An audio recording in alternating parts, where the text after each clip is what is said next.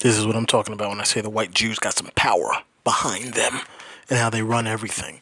So I always talk about I try to make these to just show what I'm talking about. So I just made a video yesterday, put it up. The video was about the Israeli terrorist attack against the poor Palestinians in Gaza, and of course the Israelis and the white people that back them and the white Jews that work with them or are part of them.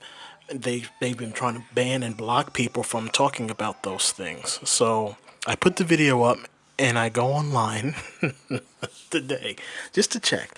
I go online today, and yeah, I don't get a lot of views anywhere, likes or comments and stuff, but I get a little. So I check to see if I'm getting those, and I get a few. Okay, that's fine. That's what I'm used to. Don't get too many likes. But I have other computers. I go into two of the other computers where I'm not logged in. And so each one is its own unlogged in account on YouTube. And so I go in the first one. I go into my account, not my account, but my channel on this account that's not no one's logged into, has a different IP address and everything. And the video ain't even there. They don't even post the video. So I'm like, what? So I go into another one, another account that's not logged in, another IP address on the other computer. And it's there. But when I go there, they remove the little bit of likes that I have. This game's that these idiots play in Silicon Valley. It's funny to me because it's funny. It's funny because so many there's certain people in positions of power who brag that they have this power, and that they're this great thing, but you're not really great when you stifle everyone else. If you use money that you've got, more than likely from nefarious things, to stifle other people, then you're not great. Because you're just blind. You have nothing to measure yourself against. All the other people who could be as great or greater, they're stifled. You block them. So you don't want a fair advantage in the world because you know that you're not great, that you're inferior and pathetic. And the only reason you have a position of power that you are in now is because society runs off of money, and people gain money in so many different ways. Whores, there are whores out there that have money.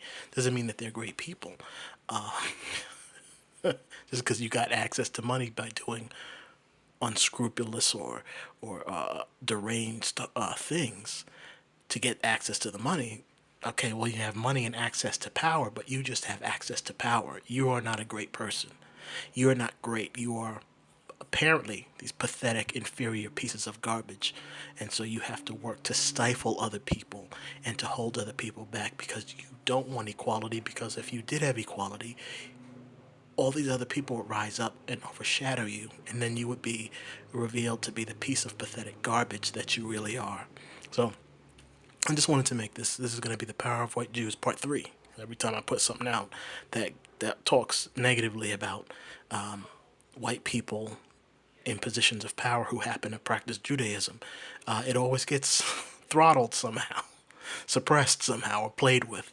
And I just like to give those examples so people can see I'm not people like me that talk about this. We don't hate white men and women who practice Judaism. That's not a thing.